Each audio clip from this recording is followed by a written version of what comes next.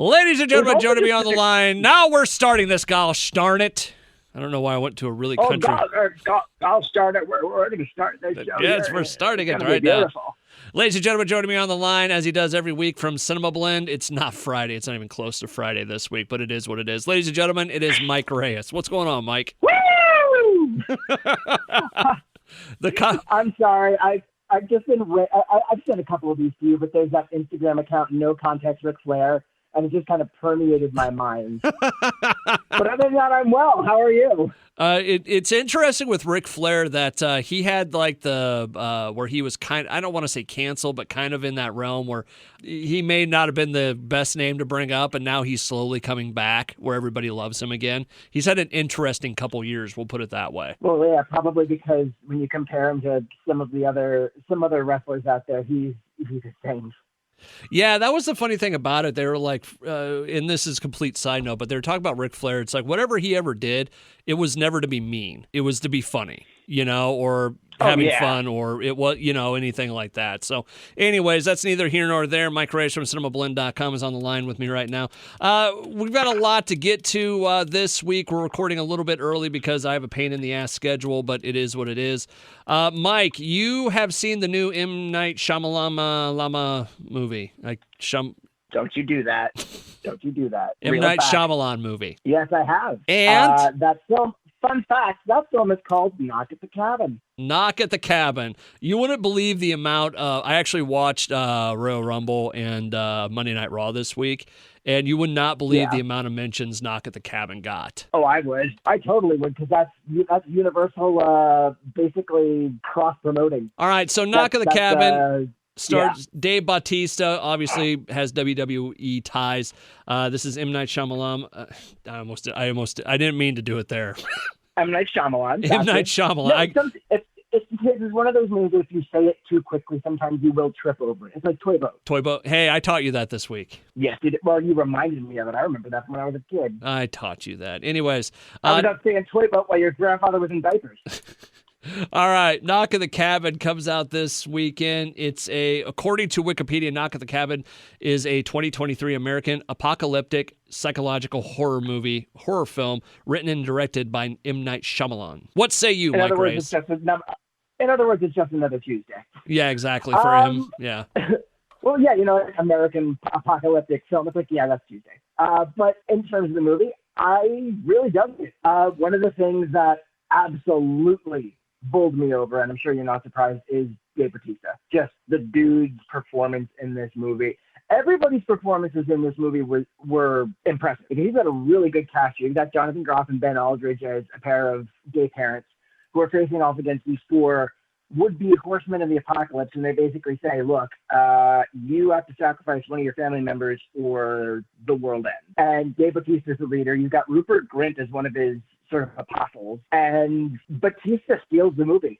But he's very humble about it, because I got to do the junket for this, and he's like, oh man, I watch movies, my own movies, a different way. So he feels guilty calling himself a lead, because he just values everyone's performances in this, and you see that energy carry throughout the film. M. Night Shyamalan has been thriving in shorter movies, more compressed settings, compressed stories, and this is another one like Old, where you don't really get that big of a change of scenery. There's a novel concept behind it, and it just moves.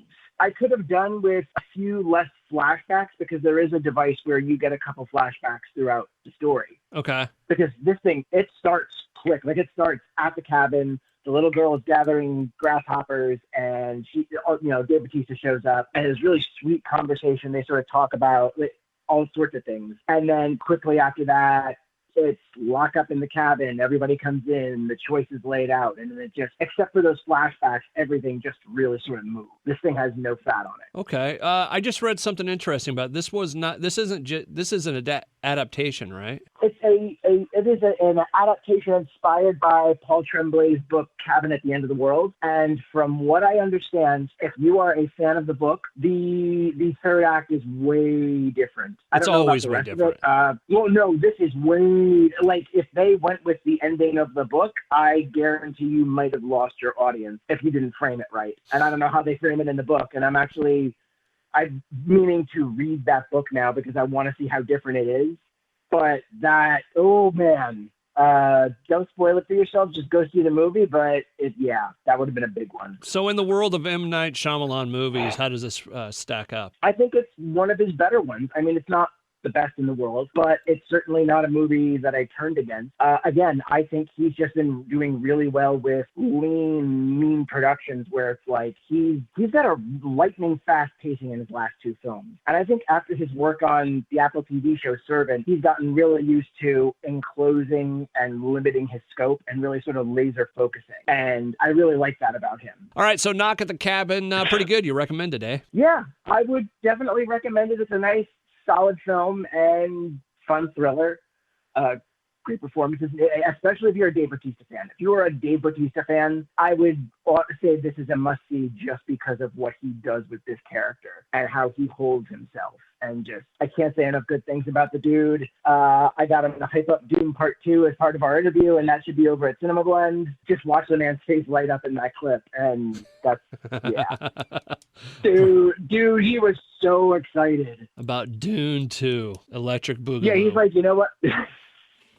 He was like, I was watching stuff that I wasn't part of just because I wanted to know, this movie was turning out okay. And then he's like, that's where, he's like, the shit goes down and it gets weird and political and cutthroat. And it's just watching him lay all of that down was a treat. He's a very likable guy. He's easy to like, I should say. He really is. And everybody in that junket was great. Like Rupert Grint was marvelous. Got to talk to him about his daughter's love of Target. Jonathan Groff and Ben Aldridge are adorable together, and their energy at the junket is the comedic version of what they bring to Knock at the Cabin. And just they vibe so well. And oh man, you'll be able to see the interviews over at Cinemablend. I'm pulling coverage for the rest of the week throughout this week that you have just experienced on Friday. But yeah, it was a lot of fun. Mike Reyes from Cinemablend.com joining me on the line to talk about movies. The other big one that's coming out this weekend is kind of a joke movie, but it kind of takes on a little bit more meaning because Tom Brady, the movie, 80 for Brady or Brady at 80, or what is it? 80 for Brady. Brady at 80 is a completely different story. And that would involve some time travel. That almost sounds like a Super Bowl commercial. Like, I'm surprised they didn't put together a Super Bowl commercial where it's like, here's how Brady would be at 80. Here's 80 for Brady. Get the difference? Go see 80 for Brady this weekend at a theater near you. Yeah. Anyways, this movie, it's the ladies from Grace and Frankie, isn't it? Part of it, yeah. That's you've got Jane Fonda, Lily Tomlin, Sally Field, and Rita Moreno playing four dear friends who want to go see Tom Brady. I think this was before the first time he was looking to retire. Well, he was still with the Patriots in this, wasn't he? I think so. I'm not a sportsman, so don't quote me on that. But not a sportsman. I'm not a sportsman. I'm a captain, damn it. But, Kiff, get my sports ball. So, this just looks like it's old ladies trying to meet Tom Brady, which they probably will, and there'll be shenanigans leading through it, right? Well, yeah, I mean, you watch the trailer, you see Jane Fonda getting starstruck over Rob Gronkowski. Yeah. And that looks like it's going to be a lot of fun. Like, what did you call Gronk? Acting Gronk. Yeah, but what did Rob Gronkowski? Yeah, his nickname's Gronk, but I know it's Gronk, but I was going with his full name first and then going to go to the Gronk. Look, as a writer, you go with the full name first, then you go with the shorthands, and then you go with Rob or Gronkowski or Mr. Gronkowski or Senor Gronk. Okay, Mr. Sportsman. Mr. Sportsman over here. Everybody's called me. No, what did you call him? What did you call him? A golden retriever or something? He is such a golden retriever. Like the man looks like he's having so much fun and just has pure heart. And watching him in that scene with Jane Fonda, it's like, this is funny. This is adorable. Why isn't this a Gronk movie? Like, I don't know about Brady's acting range. I didn't watch a Saturday Night Live. They barely show him in the trailer because obviously he's, Yeah. the big draw. But between Rob Gronkowski and Guy Fieri in this trailer, I kind of wanted the movie to be more about them because you get to see more of them because obviously it's like, they're not the title characters. We can show whatever we want. And they look like they're having so much fun with this. Yeah, it looks like this was when they were still with the 49ers, with the Patriots leading up to Super Bowl LI. Was it 41? 51? 51? 51. So, I don't know. Is it 51? I don't know Roman numerals real well. But anyways, Sportsman! it was the 2017 Super Bowl. Yeah, we'll put it that way. It's the year that they came back against the Falcons. But anyways, this takes on a little more interesting of a curve because earlier today, and we're recording on a Wednesday, February 1st, which just happens to be my wife's birthday. Happy birthday, Mrs. B-sox! There you go. Earlier this morning, Tom Brady put out a message that he is, in fact, officially retiring. Yeah. For the and third this time or he's fourth saying time. It's for good. Which that's going to get real interesting because that's why, according to reports at least, that's why Giselle left him is because he essentially chose football over the family. Yeah. So now it's like, where are things going to go? And he seemed, does he try to put that back together? Is it done? It's interesting. Is she going to continue to hex him? Yeah. Boy, she is an angry lady at him right now from some of the reports. Oh, and I can't blame her. It's like, oh yeah, I'm going to retire to spend more time with our family. And, this is the proper age in this field, this line of work for me to do it. And I got my health and football. I'm back, baby. Oh, wait, no, just kidding. And then you repeat that 3 or 4 times. It's like, okay, no more winning potion for you. Real quick, it was Super Bowl 51. LI is 51 in Roman numerals. So numbers don't lie. Numbers don't LI. But anyways, I'm sure there's going to be some people that like this movie and stuff. The only other movie I can remember that Tom Brady was in was he was in Ted, wasn't he? Ted 2. Ted 2. There was that whole cameo where Ted's trying to get Tom Brady's sperm for his kid. Did he spiral me? Oh, it's so much fun. So anyways. Ted 2 was really good. Yeah. I was surprised with how good that was. Mike Reyes from Cinemablend.com joining me on the line. I'll put it this way, if Mike's going to go see that, would you say tomorrow night or tonight? Tonight. Because, you're listening to this on Friday, but if you happen to be one of those eagle-eyed customers at a local movie theater near you, Wednesday night was 80 for Brady, Ladies Night Out. And the big draw was, hey, there's throwback ticket prices. So for $8, you could have seen 80 for Brady on Wednesday. There you go. And cleared out your weekend for Knock at the Cabin. Anyways, real quick, if you're going to go see it, if it's groundbreaking or really weird in some way, we'll add an addendum to the end of this.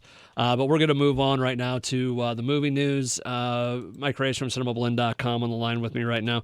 Probably the big news was the DC Studios releasing what's going to be going on with DC over the next couple years, right? Yeah, there was a big event that was pretty clandestine earlier this week, and then eventually the results were announced to the public. The first phase of James Gunn and Peter Safran's DC universe, whatever they're going to call it, is officially nailed into the ground, so to speak. The plans are there. They could be flexible, of course, but phase 1 is called Gods and Monsters, and they've got some they've got everything from projects I like to call deck chair moves because, the old phrase, arranging deck chairs on the Titanic. Yeah. A new Batman movie, a new Superman movie, like those are deck chair moves. Then you've got some more interesting stuff like Swamp Thing is apparently coming back into the mix. And early rumors are saying that James Mangold, director of Logan and Ford v Ferrari and Indiana Jones and the Dial of Destiny, might be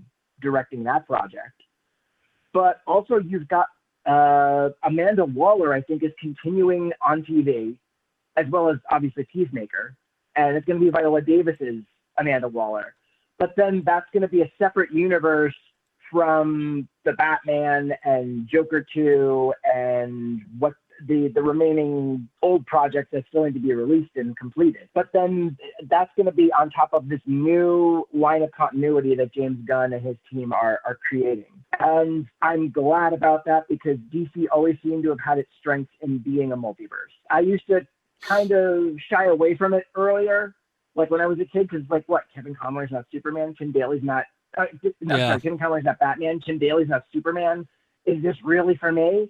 But looking back on it, and now after like almost 20 years of Marvel movies, I see the value in having that sort of thing because you're not just limited to one canon. I can have the Batman, but also, Batman and Robin, I think is the name of the new I think Batman that they're introducing. I think that's a mistake that people make or studios make when there's essentially that thought of the audience isn't smart enough to get this. I think they undervalue the audience in that way, thinking that they're not smart enough to get it, or hey, we can't have two Batman movies going on because that'll confuse people. Actually, oh my God.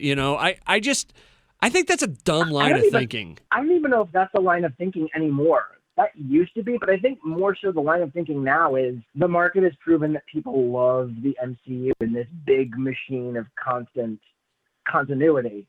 And now they're thinking, well, people aren't going to buy both of those because they prefer having one single story versus other stories to keep track of. I think it's more of a market research, what the people want issue versus intelligence. I don't know. I think studios have made a lot of mistakes when it comes to comic book movies over the years. Marvel obviously got it right. Whether or not that's sustainable after, what are we getting close to, about 30 movies or so? But yeah, I always thought DC movies up until this point were trying to be Marvel, and it always kind of turned into the Marvel you bought off Wish is the best way to say, because they weren't quite as good. Yeah, it's a joined universe, but it's not as good as Marvel. I like that they're doing this multi, story thing where it's like, let's do something else really good. Let them have their, shared universe thing. Let's do our own thing. Yeah. The thing that I originally thought that I kind of went back on after seeing what Zack Snyder wanted to do with his vision, I thought it was a little too quick to start a team up, to start the team movie, and that they were just taking shortcuts. But looking at the full vision, that really wasn't, he wasn't trying to catch up with Marvel. He was just trying to build the team to tell this huge post-apocalyptic in some places story. And after watching Zack Snyder's Justice League, I mean, it's not a shortcut if you have a 4-hour movie that builds your team and builds your team that well. Yeah. Like if you release that, I don't care if you split it into two. They should have probably just split it into two and released it in theaters, but who am I? I don't make these decisions. A 2-hour movie from Joss Whedon, and the hell is obviously what the people wanted. People can kind of go through this on their own and figure, see the entire list. But was there anything that really stuck out to you? Like, oh, wow. Like either in a good way or a bad way? Swamp Thing. Really? And the potential for James Mangold to do it is something that I was quite impressed with, especially after the whole debacle that I think it was because there were tax breaks that fell through because they didn't file paperwork correctly. They canceled the show on DC Universe, like back when it was an exclusive. Yeah. Just to revisit so quickly was kind of a surprise. I think there's a Green Lantern series coming with Hal Jordan and Jon Stewart, which also sounds awesome because you've been promising Green Lantern for how long and still haven't seen that. Yeah, I don't know. It's just one of those deals where it's like, I don't know, Swamp Thing doesn't really get me all excited, but it is what it is. So, and that's why I'm excited that they're doing it, because it's not just, you say you're doing another Batman movie. Okay, you really have to. There's sort of the whole spectrum is another Batman Superman movie. Everybody expects that. Not that excited. You go to the middle and it's like Green Lantern, and it's like, okay, that's been teased enough that people are anticipating it, and if it finally happens, that's the sweet spot of anticipation. And then you go to the other side with like Swamp Thing hasn't really been a huge brand that DC's used and hasn't really pursued. However, the MCU did start with Iron Man. Yeah. And Iron Man was considered B tier at that point because you already had X-Men and Spider-Man building up the works. So let's not forget how the MCU started. We embark on this new universe. If we're gonna do Batman, I want a Batman Beyond movie. Oh yes. Without question. We've done Batman to death at this point, right? Pretty much. I mean, but that was the whole rumor of what was happening with Michael Keaton. They thought that he was going to be developing a Batman Beyond movie.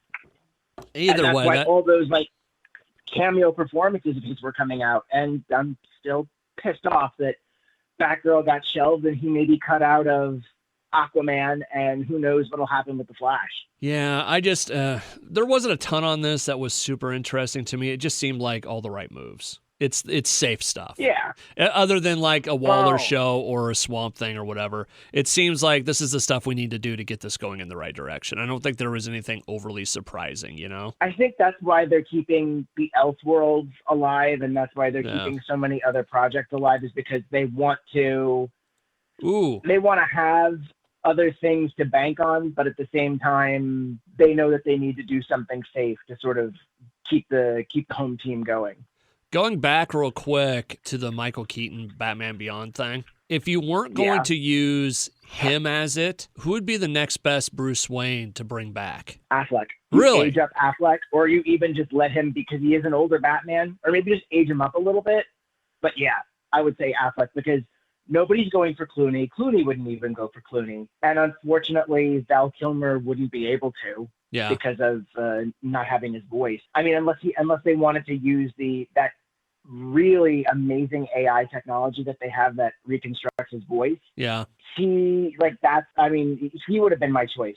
Ideally, like Dreamcast, go back to Val Kilmer. You go back to Val Kilmer as an older Batman and let him do his thing, because I really liked him as Bruce Wayne and Batman. And Batman Forever. I liked him, and I liked the Bat world they created there, where it was a little bit of the goofy, but a little bit of they mixed the dark and the light of Batman pretty well in that movie. I always thought they did. They really did, because you have it has so many references and colors from the original Batman series, like the Adam West one, but then it still properly gets creepy with the Riddler and fits in very well with the Batman that Tim Burton. That's the man's name. Tim Burton. Holy Rusted Metal Batman. What? It's Rusted Metal. Holy Rusted Holy. That was perfect. And then I don't know why it finally clicked with me now, but I was watching a clip the other day, or maybe it was a trailer from Batman Forever, and then that scene where it's going up, the Batmobile is going up the side of the building. Yeah. That's the old climbing gag. Oh, you're right. It is. That's the old climbing gag, and it's so perfect. That's really funny. Mike Reyes from Cinemablend.com on the line with me right now. So that kind of covers DC. You can kind of go over the entire list yourself. Other news out there. What was the other stories we were going to do? DC. I know I want to bring up the Hogwarts thing real quick. Yeah. Which there's that new game, and I don't know a ton about it. And the only reason I know a little bit about it is because of there are a ton of videos on it on TikTok right now. And it's Hogwarts Legacy, going to be released February 10th. It's going to be on PS5, Switch, PS4, Xbox, blah, blah, blah, blah, blah, onwards and onwards. And one side of it is there's definitely people that, do not like J.K. Rowling and her politics and her thoughts and all that. So they're basically saying, hey, if you like this game, you're transphobic, is kind of the short version of that side of it. Yeah. And that's just, and listen, all I'm saying is that's one of the sets of videos on this. I'm not saying, right, wrong, indifferent, or whatever. It's just that's one of the sets of videos on there. One of the other sets, they're starting to find out a little bit more about the gameplay with this, and this is what's led to a bunch of hilarious videos. There's no morality system in this game, and the curses, the forbidden or the unforgivable curse, what were they called? The unforgivable curses. They're usable in this game. I thought there would have been like you would think there'd be like a morality scale in this game. So you could like see if you're going to turn to the dark or the light side. There is, like, you can do whatever you want and people kind of remember you for it and that sort of thing. But there's like, if you murder someone, like, as far as I know, there's nothing that's going to, like, shut you down or anything. Like, you can use the unforgivable curses and all this. Well, anyways, people are making these videos, and it's like my first day on campus, and it shows the trolley lady. Anything from the trolley lady? And then they cut to the Lord Voldemort saying,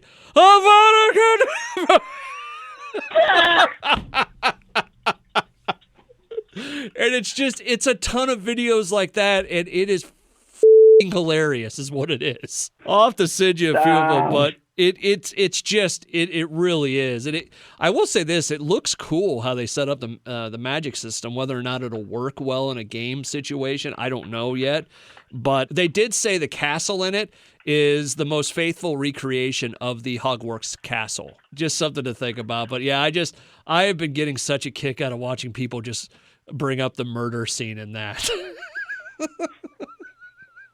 First day on campus. I'm in. Yeah, I know, right? So, Mike Reyes from Cinemablend.com. We'll leave that there. The other things, do we want to do the Star Trek thing quick? Yeah, let's do the Star Trek thing quick.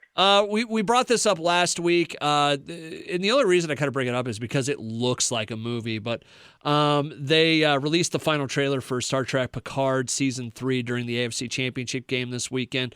Boy, it is a nerd's wet dream in that thing. Yeah, I really need to catch up on Picard after watching that, just because I saw the first episode when they put it out for free. Yeah.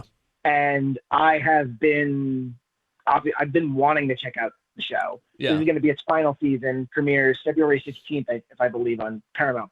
People are already raving about the first 3 episodes after watching them in advance. And I want in, because this looks like, it obviously looks like Patrick Stewart's Logan throughout these 3 seasons. And this one with the original crew, with the beautiful spaceship and just the wonderful angles that they seem to be teasing in here, like Moriarty returning, and I think that was another Data clone that we saw. No, it was Lore. I haven't watched the first 2 seasons. Oh, that was Lore? That's Lore. Oh, see, I haven't watched the first 2 seasons. I know Lore popped up. No. That was him. That's the thing. They introduced Lore in the first trailer, so we knew we were getting him. That's what Brent Spiner was going to do in this, because he doesn't want to play Data. Yeah. But I wouldn't want to do that either. It's obviously he wanted to say goodbye to that character. So anyways, it looks fantastic. I still wonder if they're going to try and set up a movie. That's been some of the stuff. But Jonathan Frakes actually came out and said something about Star Trek in the world of movies. Was it a week or 2 ago? Basically, he said Star Trek should be. He goes, the only way to do it right now is a TV show. And he brought up J.J. Abrams' Star Trek, and he said he can't even, J.J. Abrams can't even get his Star Trek made into a movie right now. So it was kind of, he also used an F word in there, and I can't remember the exact quote, so I don't want to mess up his usage of the F word. It's no longer J.J. Abrams anymore, because he stopped directing them after 2. Yeah. And that might have been part of why after Beyond, Paramount was just kind of like, I don't know. Like the whole... You trace that whole story for Star Trek 4's development, and it's wild. Yeah, it really is. So anyways, that's that. And we're going to wrap up, of course, with The Last of Us this past week. And just an amazing episode of The Last of Us. I'm leaning towards I really like this show, even though it's zombie related. Yeah, it just, if you didn't have the notion that this wasn't going to be a total zombie fest before this episode, this really nailed it in, because, or if you have not watched episode 3 long time yet, folks, you're going to want to turn this off, but I can't imagine that you wouldn't have by this point, because of how everyone's been raving about it. It's just, this was a movie. This was a beautiful love story that took place during this post-apocalyptic harsh wasteland. It didn't have to be, we're fighting off waves of zombies, or, you have one scene of raiders and that's it. But it was just this beautiful queer love story about these 2 men who find themselves in this new world and slowly become one of the best couples ever put to screen. And Nick Offerman and Murray Bartlett anchored this whole episode with Bill and Frank. And I picked the wrong night to rewatch the opening of Up, because then this episode came on and I was crying again. And it's like, great, wonderful. And I'm going to bed and I'm like feeling all crap. And my wife is like, are you sick? And I'm like, no, it's just, obviously all the crying has congested me, so I need to take a cough drop.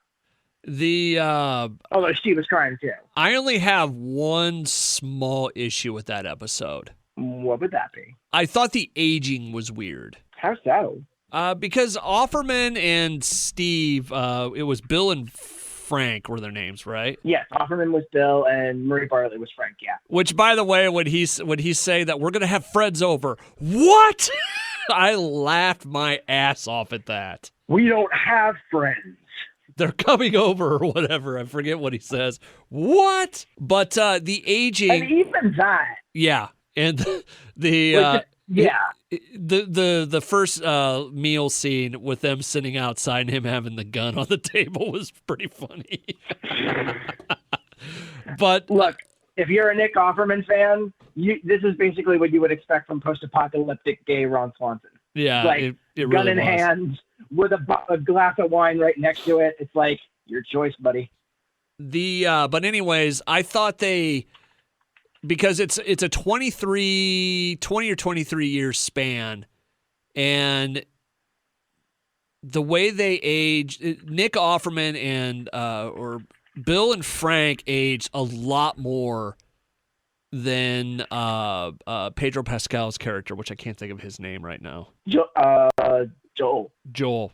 Maybe. Anyways, I just thought the way they age compared to other folks in that area, because even Tess, like, they showed their midway and they looked still fairly young in it, like they hadn't aged a ton, but by the end, I mean, they were like, they're old, you know? Yeah, well, I think they were older men to begin with at the beginning of the apocalypse. Well, that might also be why. I just, well, I mean, if you think about it, okay, so if they were really old, like, it's 20 years. So even if they were 40 when they started, you know, like, I believe Joel's, like, supposed to be, like, 50s in this. I don't know. I thought the aging was weird. That's all. I mean, it is. Look, do you want people to cry like they did in Up? If so, you need Oldman. Oldman makes cry. Okay. Oldman makes cry.